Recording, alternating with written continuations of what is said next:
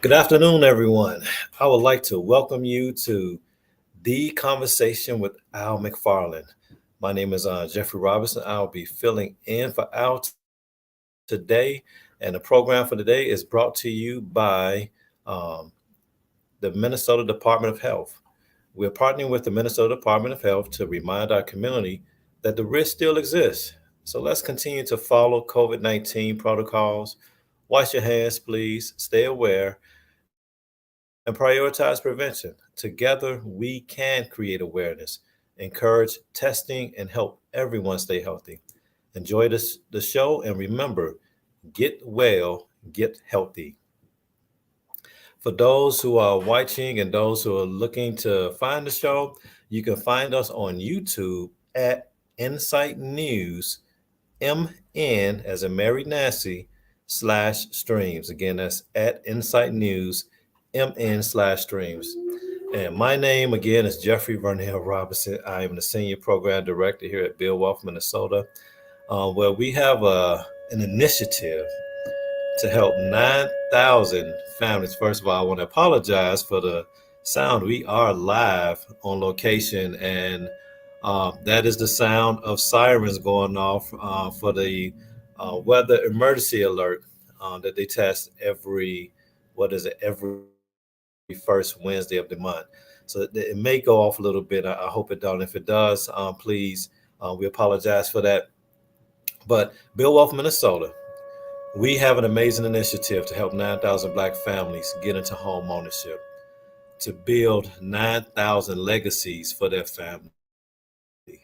And today we'll be talking more about unlocking the true value of home ownership. Sometimes I have a lot of conversations with people about home ownership. I've been in the mortgage industry now since 2000 and wow, the financial industry since 1998, but working specifically in the mortgage industry since so 1998. I got into the financial industry. In 2003 is when I actually started working wholly and consistently full time in the mortgage industry. Initially as a processor, I've worked as a data analyst, data input, worked as an appraiser, reviewer, and later on, I went on to become an underwriter. And so I've been looking at mortgages for years, and I've been watching families build stable lives for their families for years through home ownership, analyzing credit reports, reviewing income documents, reviewing assets, you name it, from the poorest person that's the lowest income earner who's possible for purchasing a home to some of the highest income earners. I reviewed assets in excess of $1 billion. It took me a couple of days just to count all of the money. But when people think about home ownership, they immediately you start talking about the value of home ownership. A lot of times people go right into the equity. They go into the appreciation after 5 years and how you pay down your loan and your mortgage and home ownership is about that. I won't lie to you. It is about the money now because it's an investment. Home ownership is an investment.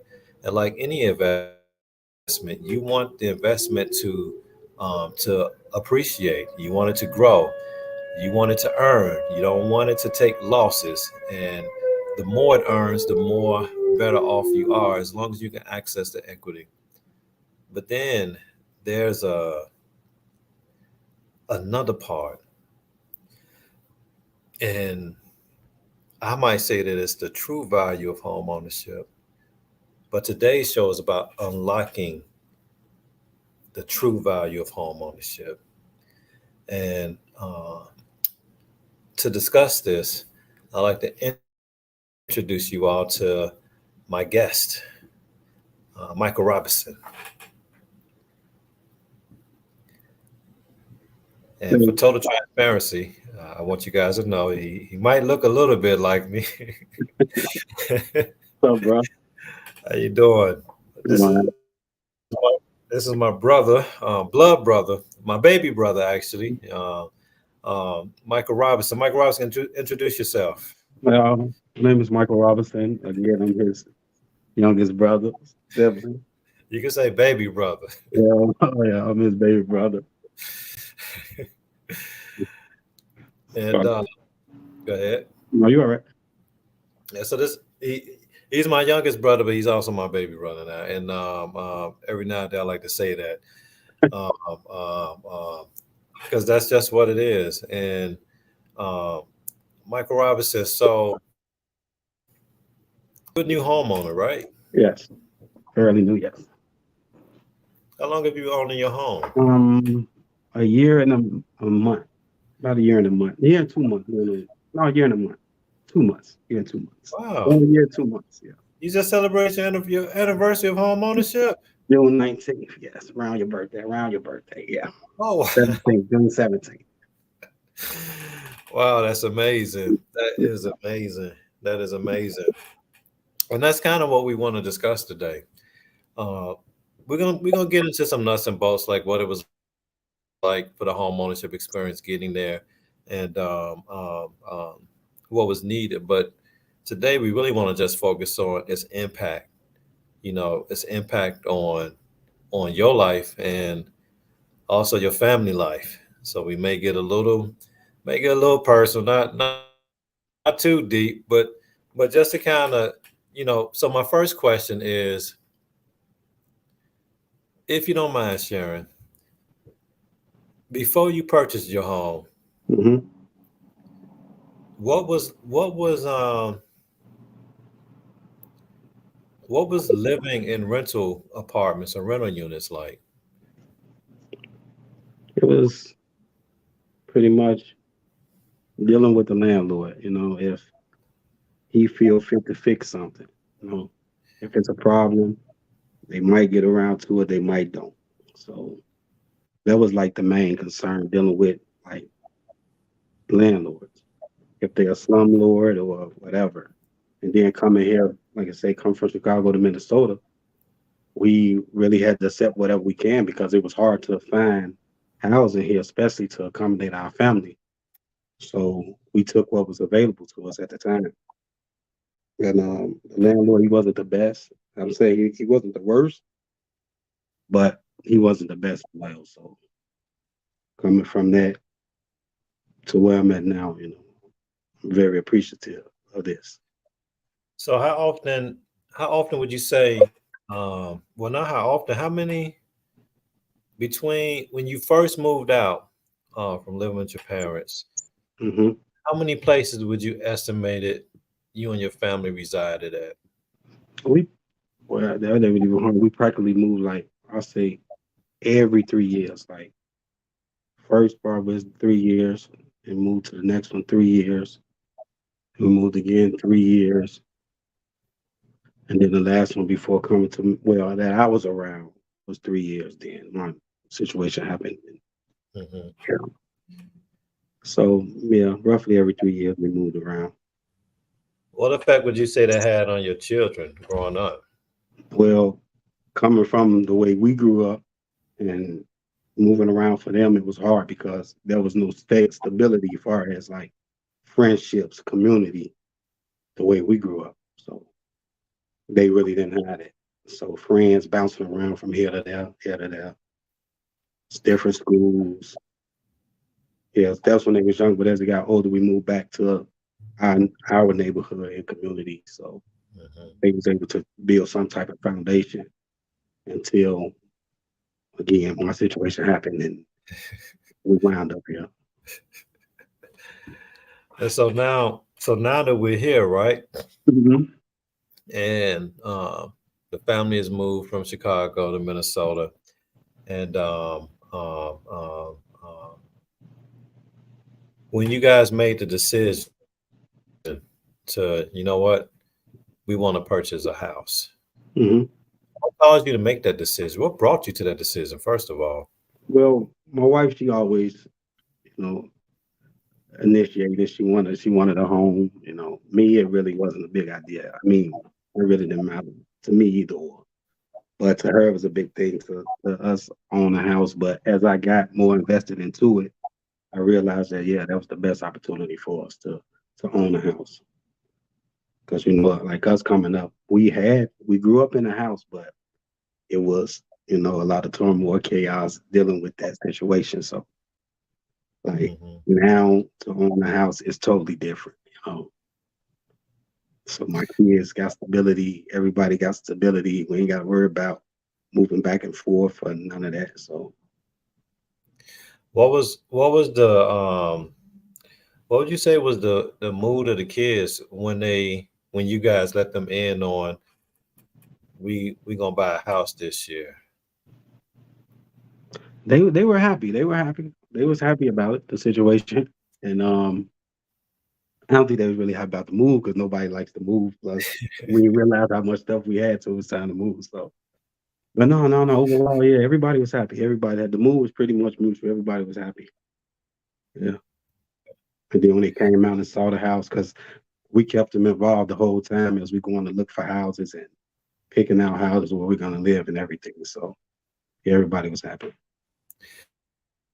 How big of a role did they play in the decision making process Oh, they of played a big picking that? role. They played a big role because if it wasn't enough room or adequate for them, then we wasn't going to do it. So they had to be comfortable with they living quarters and everything else in order for us to make that decision.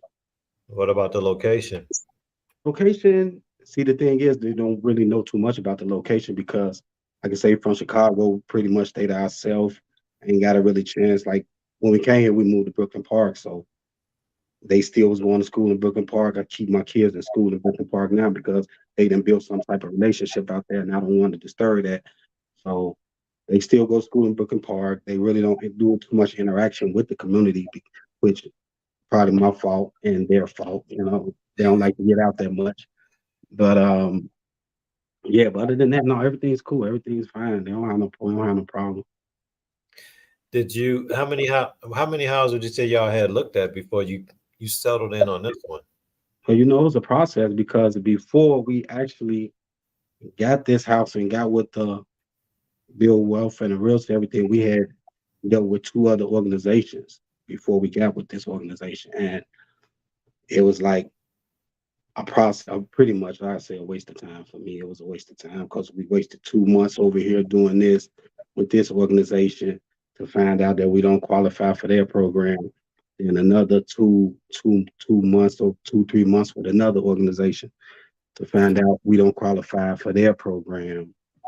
And it was by that time, like I say, I pretty much was about to say, hey, it's over. My wife, she was still fully invested, so we moved forward. That would build wealth and made it happen.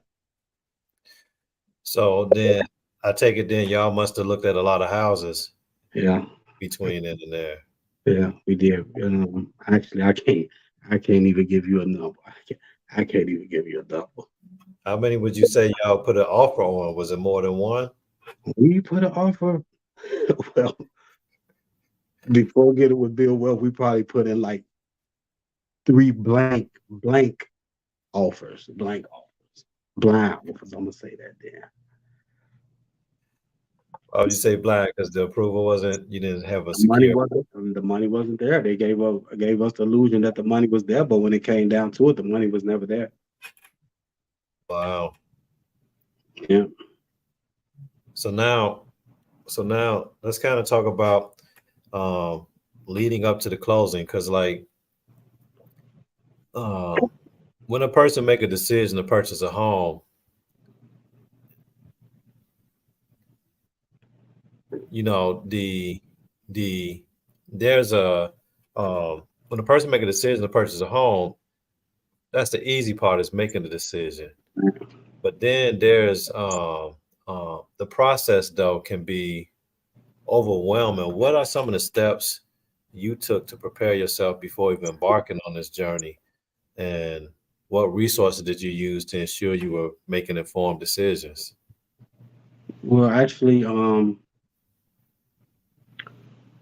try to clear up as much debt as possible. Try to clear up as much debt as possible that we had.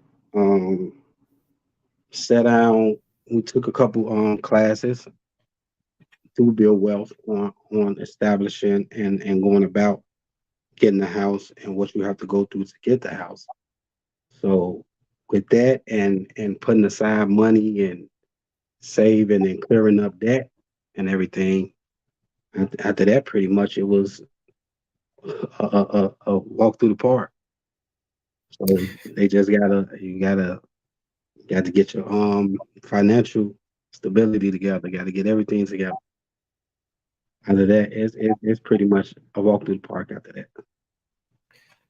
When you so when you guys purchased the house, Mhm. now it's time to move in.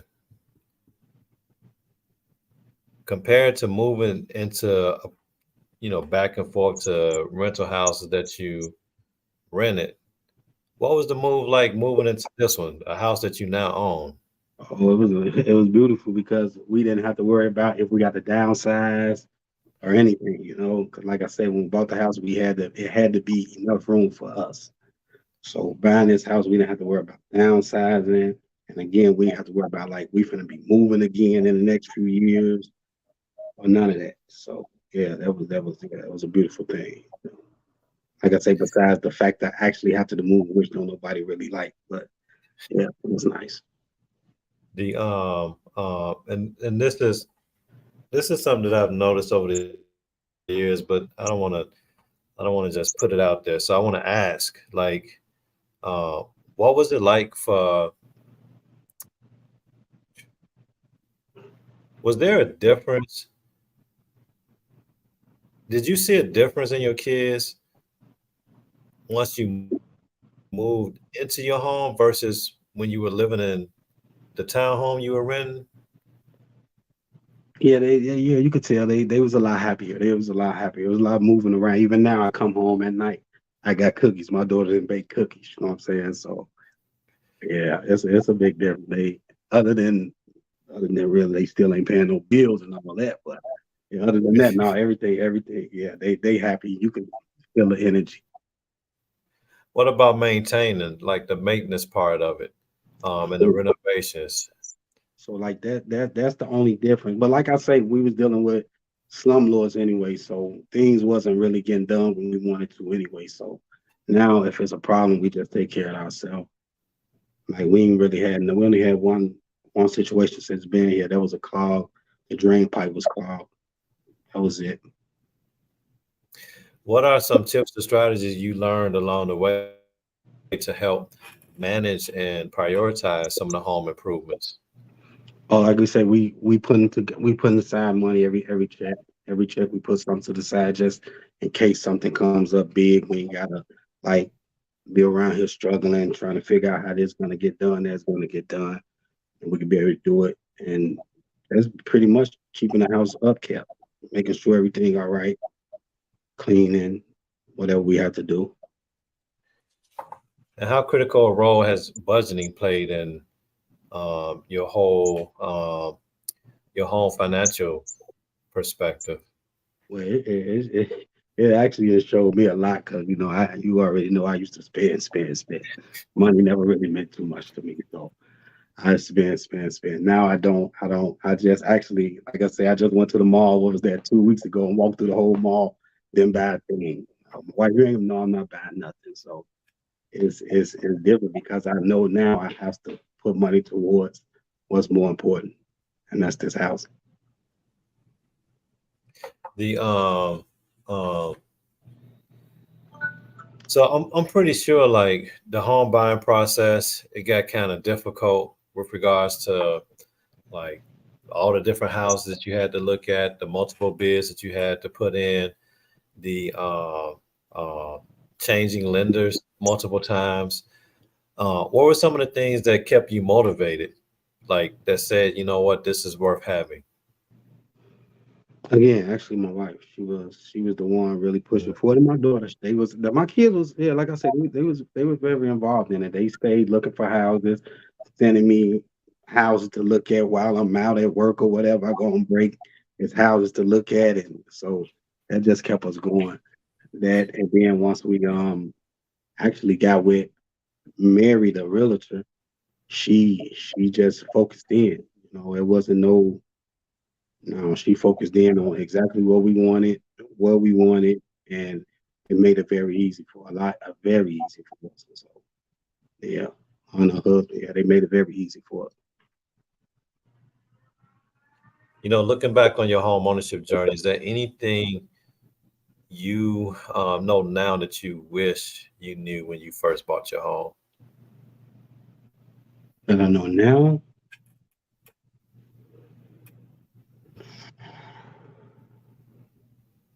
no, probably not. Everything, like I said, everything actually been smooth.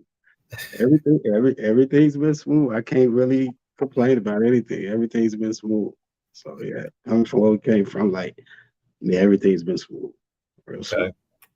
Would you say that this is hmm, would you say that this is one of the better decisions that you've made purchasing a home? Yeah, yeah, far. Because, like I say, like to me, it wasn't really a big deal. But once I got invested in it and thinking about it, it makes a lot of sense because going forward, I don't have to worry about my kids. Once we gone, where they gonna stay at, or they gonna be struggling trying to find somewhere to stay, or anything. They have a place to stay, you know, and this is ours. So if a family, something happened to them here, and they ain't got to worry about nobody telling me what I can and cannot do because it's mine. So yeah, so that's the good thing. I like that. You know, the when I asked to take on the show for Al today, I was one, um I won't lie, I was nervous. I was like, ah man. And then I just kept thinking about like, okay, so what do we talk about today? In terms of a discussion. And um and the value of home ownership, it just kept coming up. It just kept coming up. It just kept coming up. And not just from the financial perspective of it, but the intrinsic perspective of it. Because intrinsically, when we were growing up, one of the things that when I look back over our lives, um, before we moved into a property owned by a grandmother, our grandmother owned a triplex. Before we moved into the triplex, we moved like four times in a very short period of time, almost every 2 years. The minute our mom moved out of the triplex and my grandmother sold it, you know, there was another four times before her and our father eventually landed in a place where they've been there for several years now. And when you think about the value of home ownership, it's not just a matter of um, the equity part of it, and that's really what I'm hoping people get out of this conversation today, because um, stability, Hmm. you can't put a value on that. Some of my, not mine, some of our oldest friends I've been knowing some of my oldest friends since kindergarten, Hmm. before kindergarten, before we went to school. We still have some of those Yeah, same old friends, yeah, we primarily do. because we didn't move. Right, we did. Thank God during those short periods of time that we did move, and we were what they call a transit family, because that's what renting does. It's transit. Every time you turn around, you're transitioning to a new location for whatever the reason may be. Maybe the landlord raised the rent. Maybe the landlord wasn't taking care of some things that should have been taken care of. Maybe maybe the family has outgrown the place, or maybe the landlord decided to sell the building that you're living in, and now it's time to move. And so, what ends up happening, though, when you think about the true value of home ownership, is the equity. That's one thing, but the primary thing is we now have a stable base in which we can come home to. Um, it's Your purchase wasn't an easy fight. No, no. That was a battle. That was a war that consisted of multiple battles. Every time you went to a house, you would decide on where you were going to lay your head down and plant roots at. every time you said that this is the one that you were going to admit, you then had to put in an offer and have your offer compete with other Yeah. offers, multiple offers. Those are the many battles that you go through, and then you finally get an offer accepted, only to find out that the lender now saying that they can't do the loan. Yeah. Then you start with another program, and you find out that they can't do the loan. Then you find out starting with a third program. But everything that's worth having, It's everything been that fighting for. is worth fighting for. The I think I remember a conversation we were having where you were telling me that um, you stayed on your front porch all night. Yeah. I slept in the backyard too. Yeah. Yeah, I stayed on the porch all night last a couple of nights, actually, a couple of weekends off work. Just go sit out there just all night. One night I'm in the back, went to sleep. My daughter come wake me up 4 o'clock in the morning, ask me what I'm doing. I'm comfortable, comfortable. And there's a piece that comes with home ownership that we can't get past and we can't escape. And so, Bill Wolf, Minnesota, we've been um, fighting aggressively in this campaign to help 9,000 other Black families get into home ownership. And when you look back over your situation, is there anything any resources that you felt you needed that wasn't available, or that could help another family that's struggling to get into home ownership? All I can say is like only thing I would have wish I would have done different was went straight to build wealth because it would have saved me a lot of heartache, a lot of doubt, stress. You know, it would have, and my interest rate would have been a lot lower too. So yeah, That was a cost. Time cost of money, and money was a result of your interest rates had increased from the time that you started up until the time that you actually came over. yeah. Um, the Any advice you would give to um, young families that's looking to get into home ownership?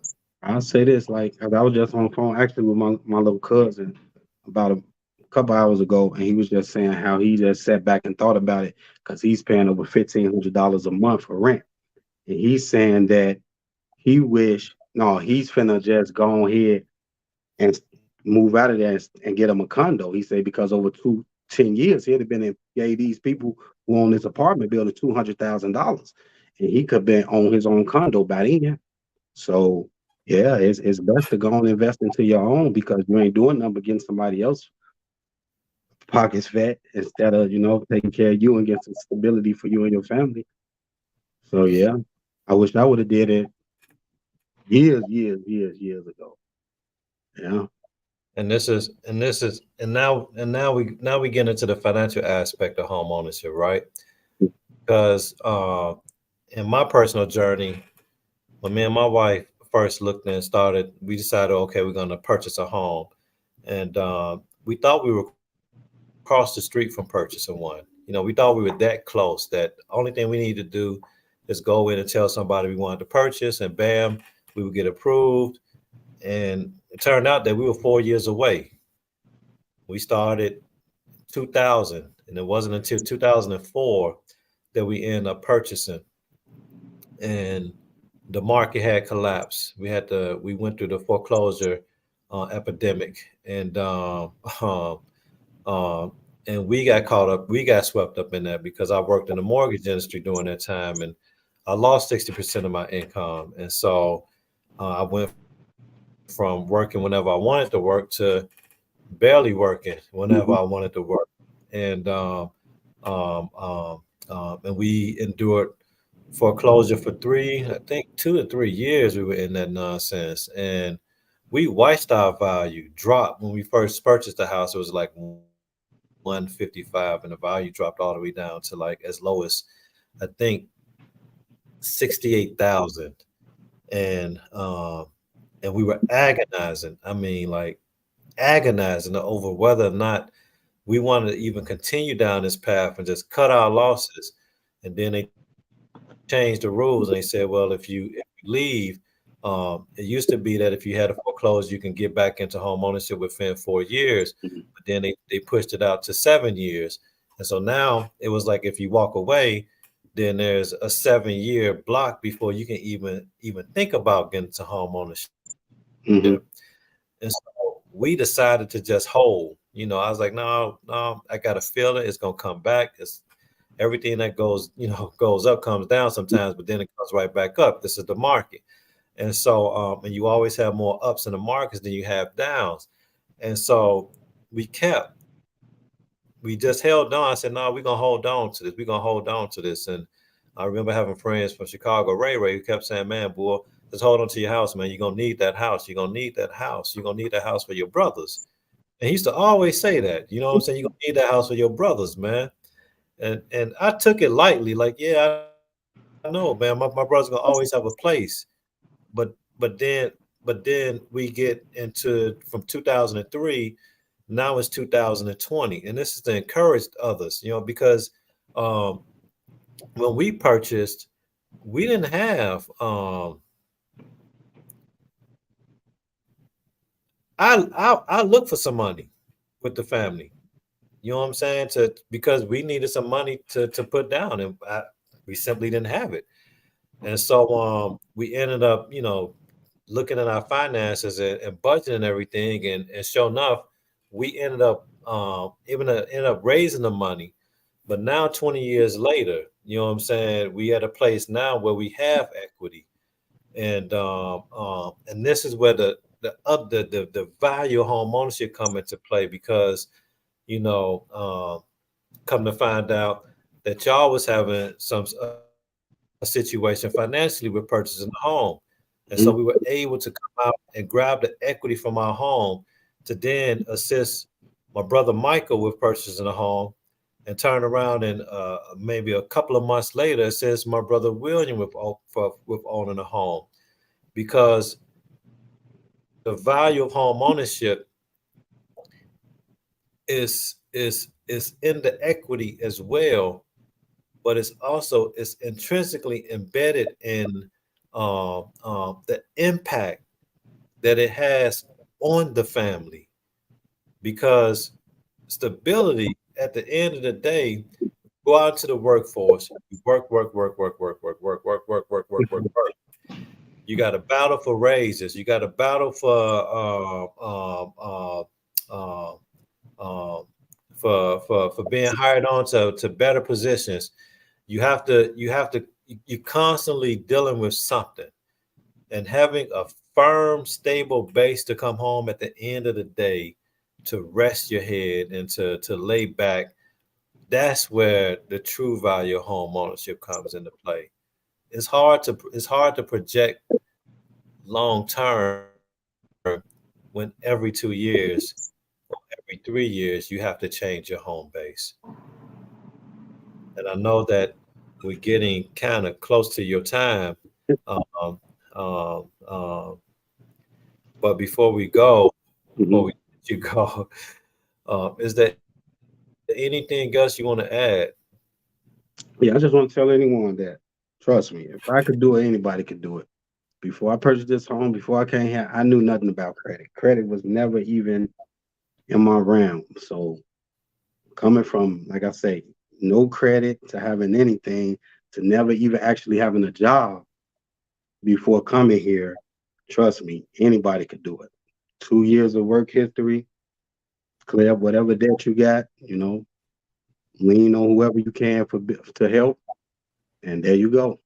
It'll be all right. Trust me.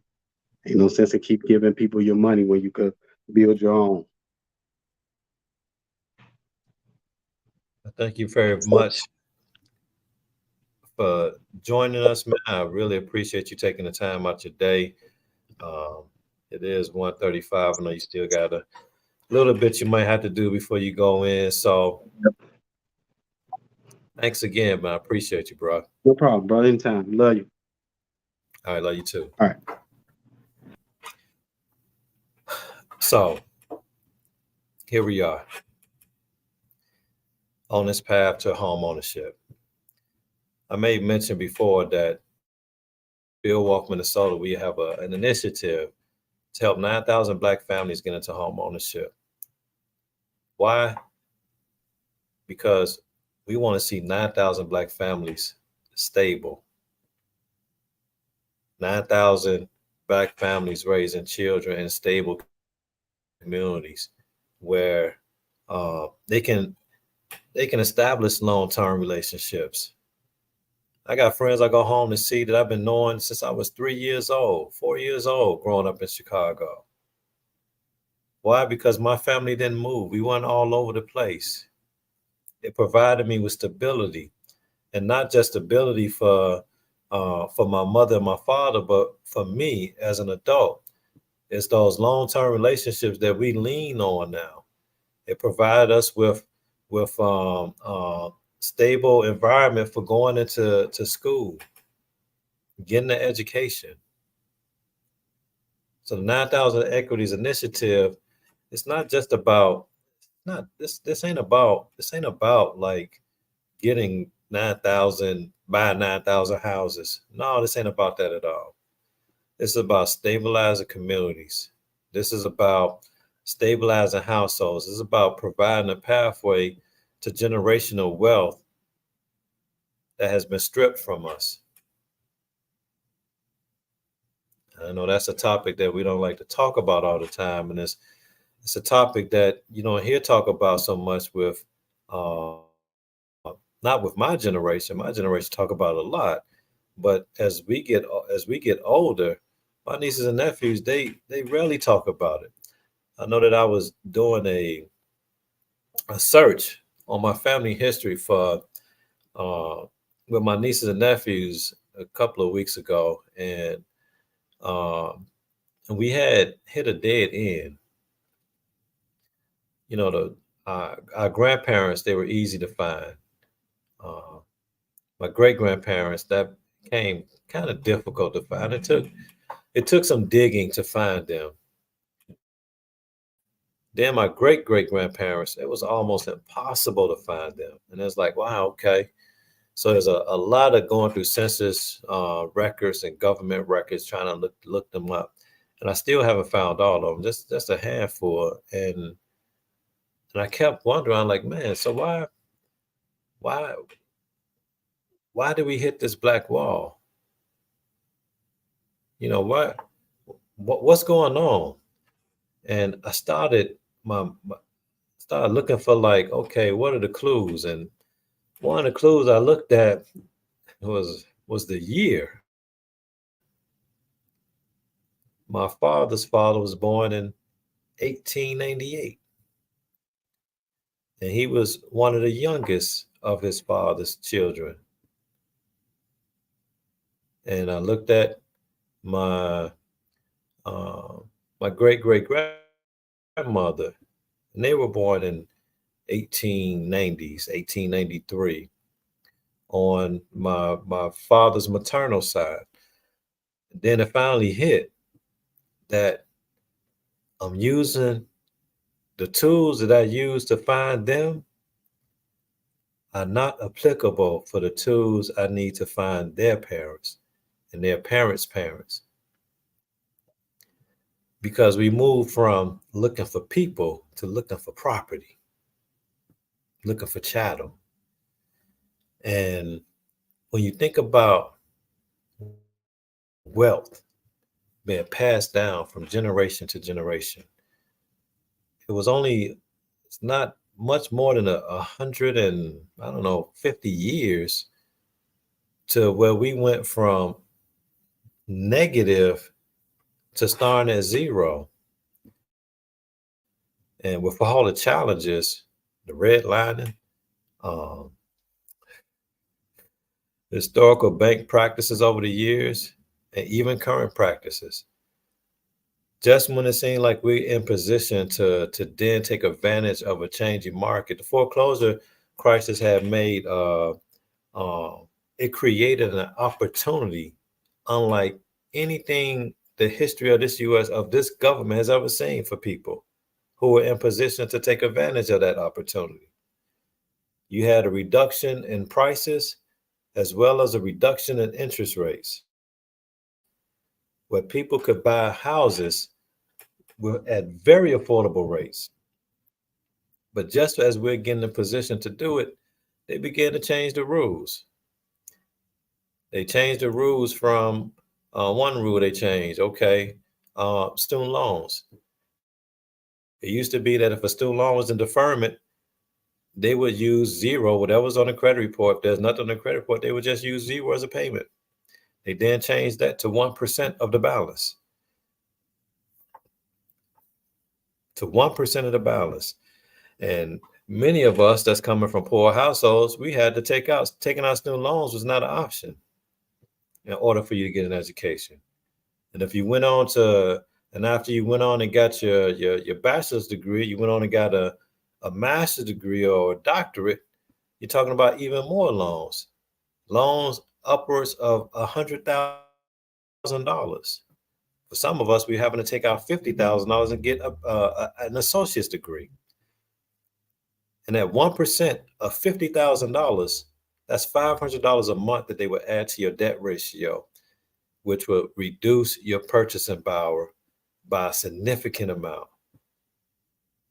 By a significant amount. Many families weren't able to even go on and take advantage of that season simply because they had high student loan debt.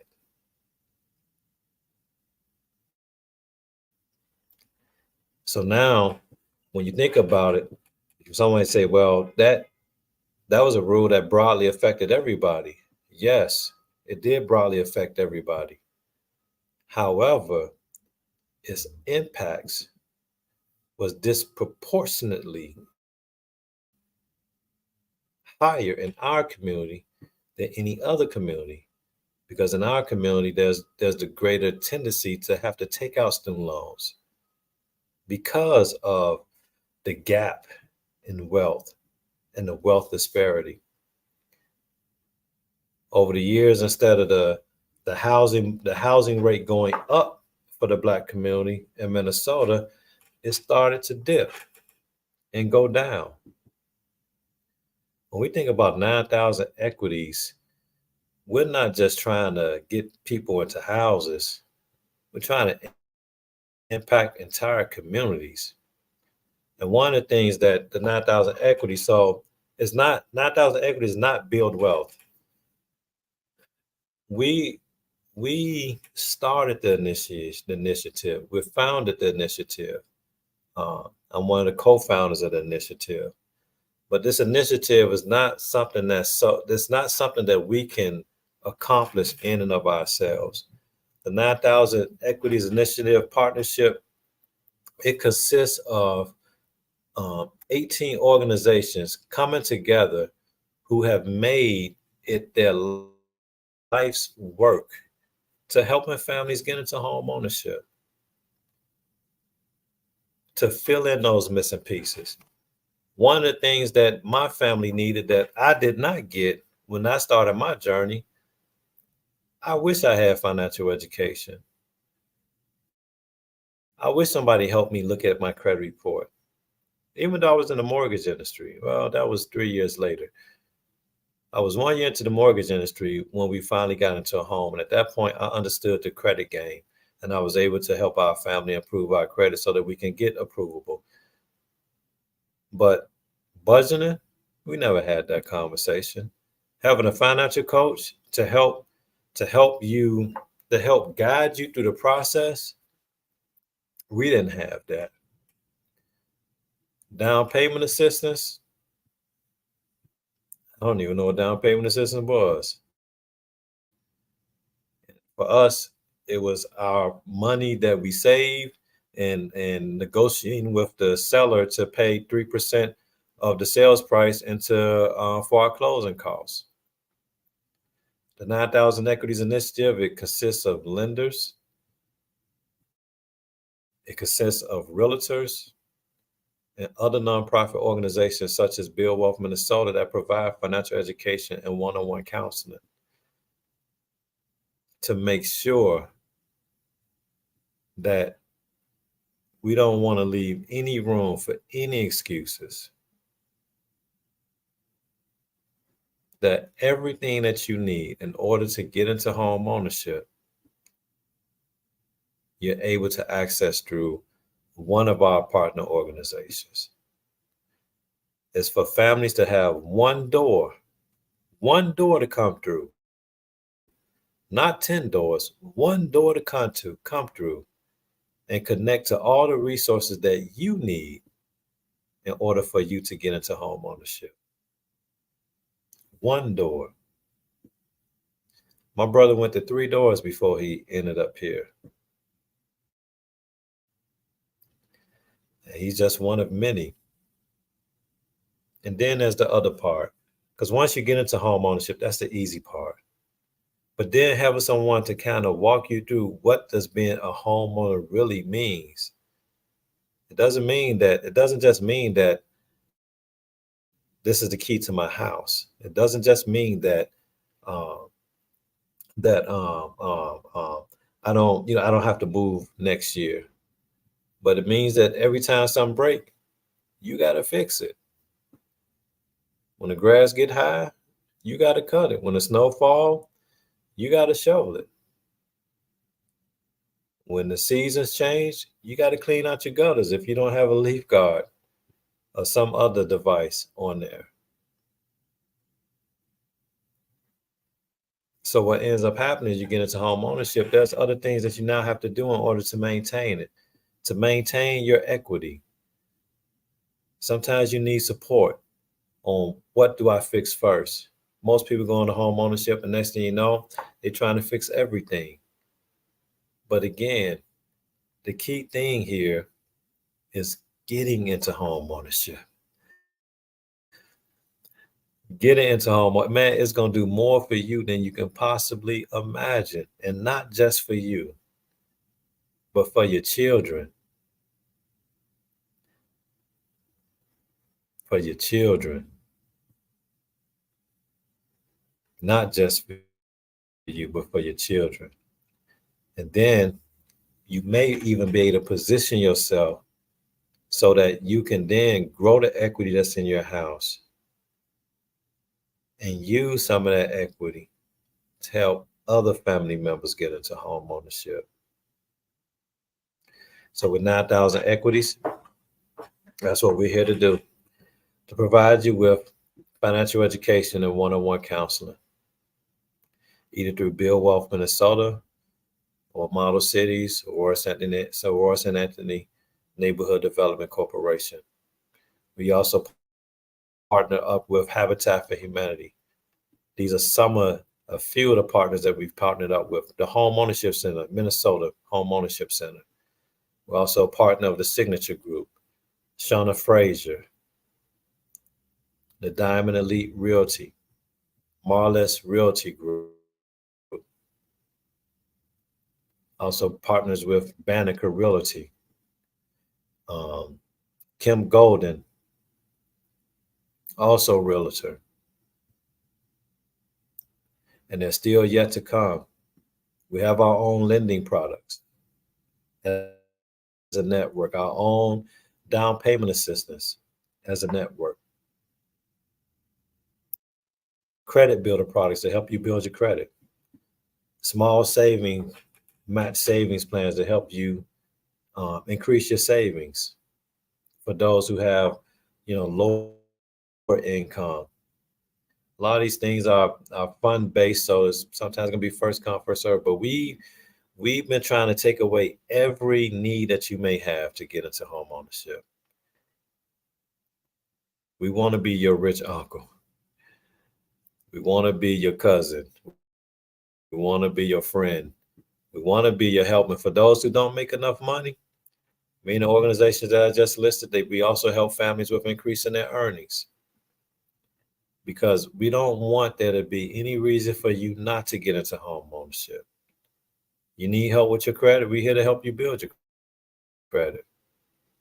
I've had the worst of credit and the absolute best of credit, and then the worst of credit again, and now the absolute best of credit. To find out more about our 9,000 Equities initiative, I want to I want to encourage you to visit our website at 9000equities.org. Actually, I'm sorry, that's 9000equities.com. Or you can give us a call at 612 871 9000. Again, that's 612 871 9000. Want to thank Minnesota Department of Health again for partnering with us to bring the show. We're partnering with the Minnesota Department of Health to remind our community that the risk still exists. So let's continue to follow COVID-19 protocols. Wash your hands. I shouldn't have to tell you to wash your hands, man. But wash your hands. Stay aware and prioritize prevention. Together, we can create awareness, encourage testing, and help everyone stay healthy. Enjoy the show. Thank you for joining us today. And we pray that you continue to get well and get healthy.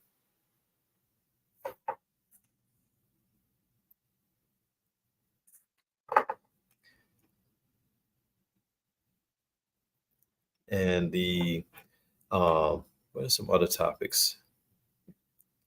Let's see here. A couple of comments in the chat box. I want to make sure. So thank you again for joining us for Conversations with Al. My name is Jeffery Robinson, the Senior Program Director for Build Wealth Minnesota, sitting in with Al. I'd like to thank you guys for joining us and pray you have a wonderful and grand day.